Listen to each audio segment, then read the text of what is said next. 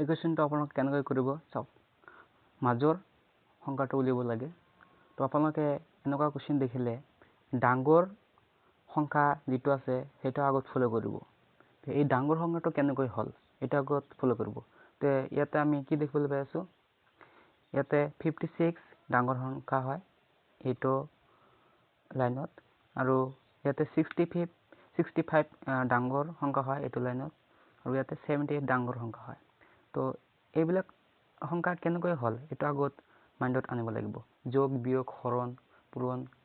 যি কি নহওক এটা কৰি এই সংখ্যাটো উলিয়াব লাগিব তাৰ পিছত আমি এই সংখ্যাটো উলিয়াব পাৰিম